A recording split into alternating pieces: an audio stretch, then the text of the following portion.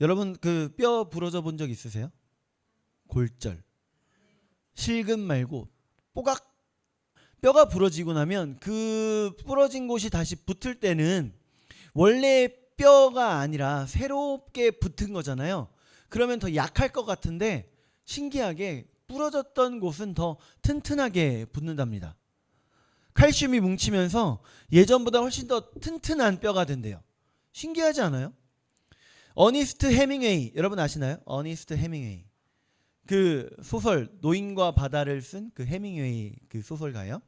그분이 쓴 소설 중에 무기여 잘 있거라라는 소설이 있대요. 저는 읽어보지 않았습니다. 그냥 어느 분의 설교의 예화로 나온 걸 들었어요. 자, 이런 문장이 나온답니다. 세상은 모든 사람을 깨뜨리지만 많은 사람들은 그 깨어진 곳에서 더욱 강해진다. 무슨 말이냐면 세상에서는 계속 넘어지고 자빠지고 뭐 별일 다 있지만 수많은 사람들이 거기에서 일어나서 오히려 더 강해진다라는 거예요.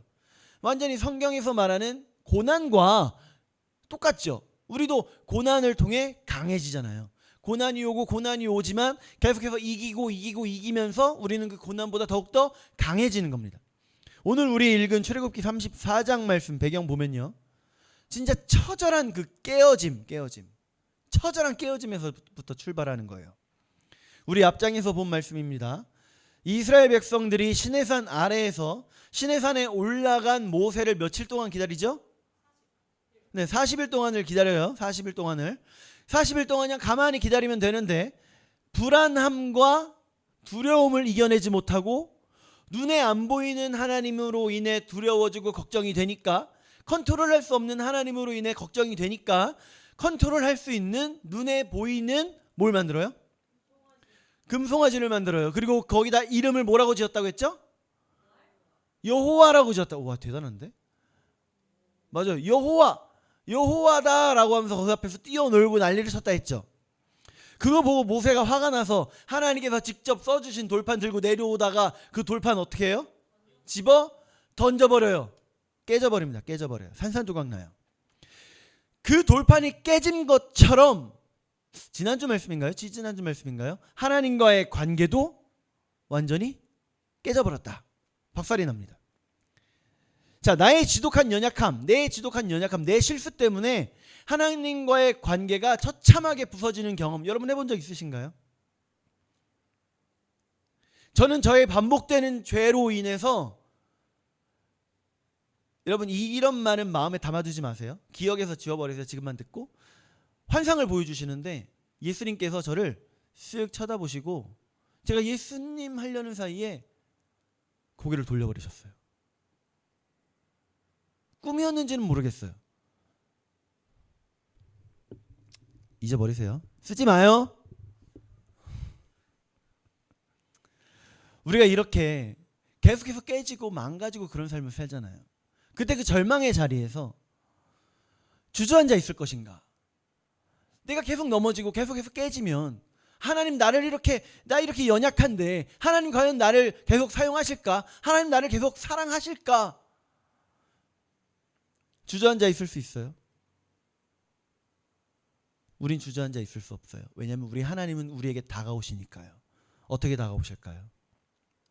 우리의 모습은 계속해서 연속되는 그 죄 때문에 상처나고 깨지고 상한 모습이에요. 부끄러운 모습입니다. 그런데 그런 우리에게 다시 찾아오신 거예요. 뼈가 부러졌을 때 거기는 지금까지의 뼈보다 어떻게 된다고요? 더 튼튼해진다고요.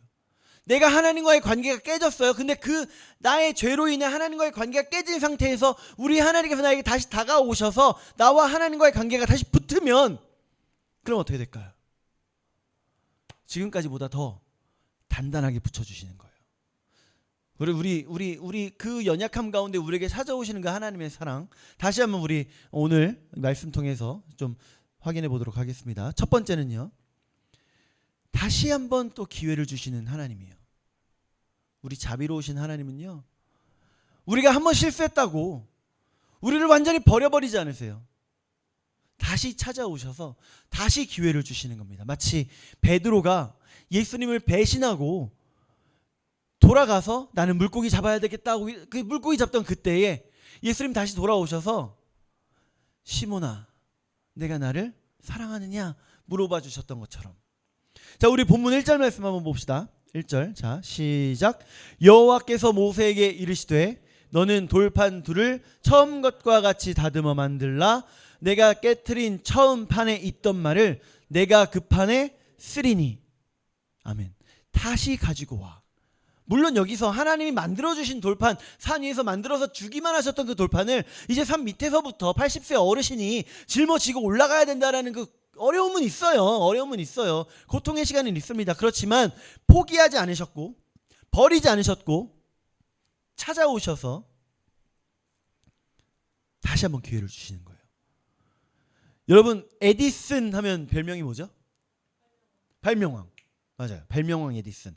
이런 일화가 있어요. 에디슨이 전구를 만들기 위해서 수백 번 노력을 하죠. 그리고 계속해서 실패를 합니다. 결국 전구를 만들어냈어요. 그리고 이거를 2층에 가져다 놔라고 자기의 조수에게 맡깁니다. 그 조수는 이 귀한 거, 이 엄청난 노력의 결실을 나에게 맡기시다니 하면서 덜덜 떨면서 올라가요. 그러다가 너무 긴장한 거예요. 넘어져 버려요. 그 전구 어떻게 됐을까요? 깨져버려요. 모든 사람의 그 분위기가 싸해져요. 어떻게 저걸 깨트리냐? 에디슨은 한마디도 안 하고 다시 작업에 몰두합니다.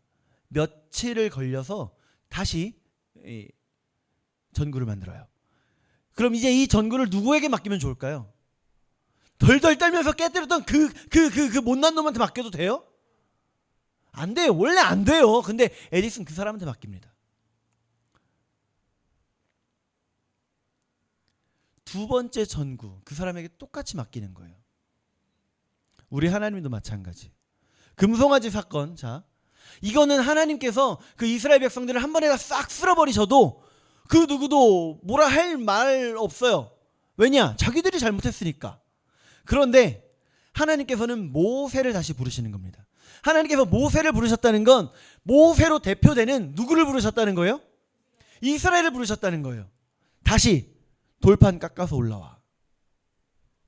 이게 어떻게 가능할까요? 지난주에 우리가 그 회막을 지었다라는 이야기를 했어요. 모세가 진에서 나와서 회막을 짓고 거기에서 하나님과 소통을 했다라는 이야기를 했어요. 그러면 거기서 했던 그 모세의 기도가 되게 멋있었나? 아니면 그곳에서 모세가 기도하는데 막 눈물 콧물 쏟아가면서 엄청 애절하게 기도했기 때문일까요? 뭘까요? 왜일까요? 왜? 우리 6절 말씀 봅시다. 6절 말씀. 자, 시작.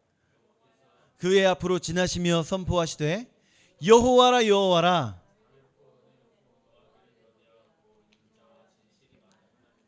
아멘. 여호와라 여호와라. 자비롭고 은혜롭고 노하기를 더디하고 인자와 진실이 많은 하나님이라. 이게 누구라고요? 우리 하나님. 우리가 매일매일 실수하고 넘어지고 쓰러져도 다시 일어날 수 있는 그 근거는요, 내가 힘이 좋아서가 아니에요. 내가 맷집이 좋아서가 아니에요. 다시 일어날 수 있는 그 근거는요, 딱 하나. 우리 하나님의 자비로우심. 여러분, 우리가 밤에 푹 자고 아침에 상쾌하게 눈을 뜨죠. 이거요, 하나님께서 우리에게 두 번째 전구 주신 거예요. 두 번째 전구. 그러니까 여러분, 자꾸 내 실수, 내 죄책감에 빠져서 그 깨뜨려버린 그 돌판 그 조각 들고 엉엉 울고 있는 그런 미련한 모습 버리시고요. 우리 자비로우신 하나님께 정직하게 나아가는 저와 여러분들 되시기를 축복합니다. 두 번째는요, 하나님은 실패한 우리를 죄에 빠져버렸던 우리를 다시 거룩한 삶으로 초대해 주시는 거예요. 하나님께서 우리를 용서해 주셨잖아요. 그죠? 우리는 다 하나님의 용서를 받은 사람들이잖아요. 우리 예수님께서 예수님 십자가에 달려서 죽으시면서 그 피로 말미암아 우리가 나음을 입고 용서를 받은 사람들이잖아요. 그러면 우리가 그렇게 구원받았으니까, 우리가 그렇게 용서받았으니까 이제 됐네, 이제 우리 마음대로 살면 되겠네, 그럼 돼요? 지난주에 얘기했던 것 같아요. 저희 그 회사에 구원파 교회 다니는 분이 한 분 계시다 했잖아요. 그분은 정말 말도 많고 탈도 많습니다. 뭐 저도 다르진 않지만 그분은 정말 참 대단한 분이에요. 본인도 말이 많지만 그 사람에 대한 말도 많아요. 지난주에 없던 분들이 많으니까 이야기하자면 본인의 해야 할 일은 하지도 않고 자기 교회 가야 된다고 나가버리더라.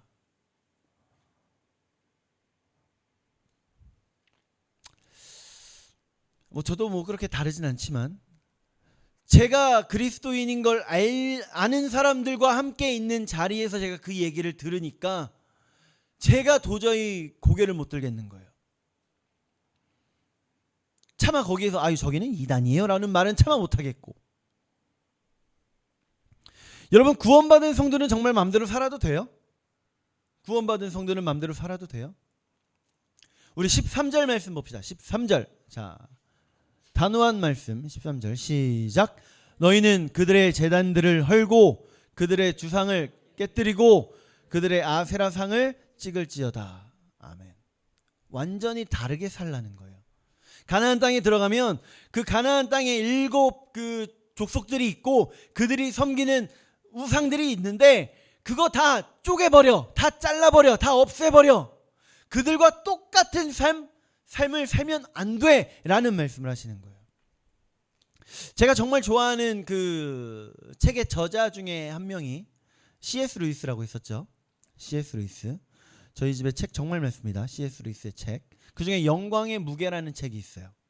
이게 아마 2주 전에 한번 말씀드렸던 내용일 거예요.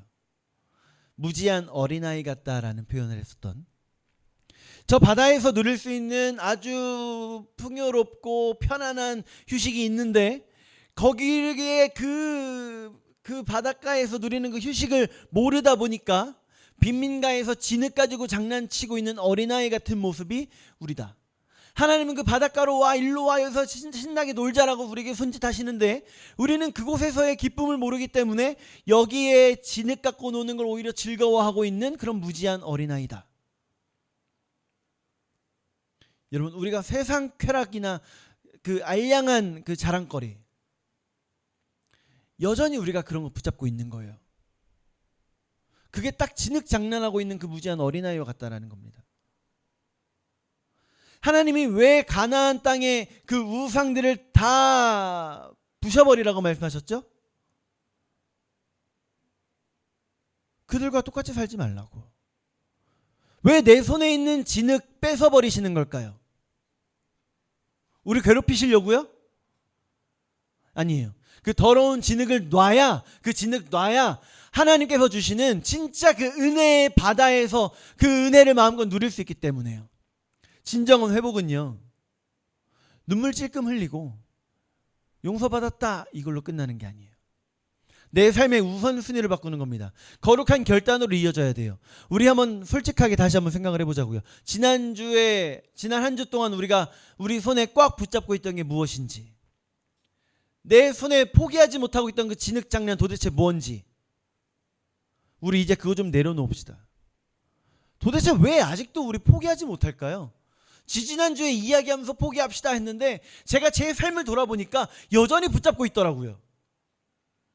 우리 이제 그거 제발 내려놓고 예수님 십자가 앞에 던져버리고 다시 거룩한 삶으로 달려갑시다. 마지막 3번째요. 결국 우리 하나님은 우리에게 영광의 광채를 입혀주실 거예요. 29절 말씀 보면요, 시내산에서 40일 동안을 하나님과 대화하고 내려온 그 모세, 하나님과 깊이 대면하고 내려온 모세, 그 얼굴에 뭐가 났다고 하죠? 얼굴 피부에 광채가 났다. 광채가 났대요. 해처럼 빛났대요. 부부들 오래 살다 보면 어때요? 점점 닮아갑니다. 저랑 제 와이프도 많이 닮아가죠. 네, 많이 닮아가요. 그리고 당신들도 이상하게 닮아가요. 아직 결혼 안 했는데 신기하게 닮아가요. 심리학 연구 보니까 수십 년 같이 살면서 감정 공유하고 표정 같이 따라하고 하다 보면 주름살도 닮아간대요. 인간은요, 자기가 제일 오래 쳐다보고 제일 사랑하는 그 대상을 닮게 되어 있답니다. 제가 열심히 노래 연습하던 때가 고등학교 때인데, 그때 한참 소리엘이 나와서 유명했던 때예요. 저는 그 소리엘의 그 지명현 씨의 그 집사님인가요? 목사님인가요? 그분의 그 목소리가 너무 좋아서 늘 따라 하려고 노력했어요. 되더라고요. 제가 인정한 게 아니에요. 제가 인정한 게 아닙니다. 저희 누나가 인정한 겁니다. 같이 사역하던 분들이 인정한 거예요. 뻥 아닙니다. 되더라고요. 자, 그럼 모세 얘기했었죠. 모세 얼굴에는 왜 광채가 났을까요? 왜? 모세 얼굴에는 40일 동안 하나님과 같이 있으면서 그 시선을, 그 얼굴을 하나님께 딱 맞춰놓고 있던 거예요. 하나님만 뚫어지게 본 겁니다. 우리도 마찬가지예요. 은혜로 회복돼서 매일매일 우리 주님 바라보는 사람은요, 예수님 닮아갈 수밖에 없어요. 예수님 닮아갈 수밖에 없습니다. 우리의 가정에서, 우리 직장에서 사람들이 우리를 바라봤을 때, 나를 바라봤을 때 무엇이 보일까요? 예수님의 평안이 나에게서 드러나야 되는데, 세상 사람들, 나를 보는 그 사람들처럼, 그 사람들과 똑같이 세상 걱정 속에 분노하고 스트레스 쌓여서 완전 찌들어버린 그 얼굴하고 있으면, 여러분, 우리 세상 속에서 우리 주님 주시는 그 평안 온전히 누리는 저 여러분들 되시기를 축복합니다. 정리할게요. 세상은요, 이미 깨진 건 쓰레기통에 버립니다. 저희 화분 받침 깨져서 오늘 쓰레기통에 버리고 왔어요. 쓰레기통에 버립니다. 근데 우리 하나님은 그 깨진 우리를 부르셔서 더 단단하게, 더 영광스럽게 빚어가시는 겁니다. 이제 우리 과거의 실패, 그 깨진 돌판 버려버리고요, 내려놓고요, 그 썩어질 진흙 장난 좀 그만하고 우리 시선을 우리 하나님께 고정하자고요. 그 하나님의 자비에 힘입어서 한 걸음 더 그 하나님께로 나아가는 그런 우리가 됩시다. 그래서 이 세상에 예수님의 그 광채를 내 얼굴을 가지고 드러내는 그런 저와 여러분 되시기를 우리 예수 그리스도 이름으로 축복합니다. 기도하겠습니다. 하나님 감사합니다.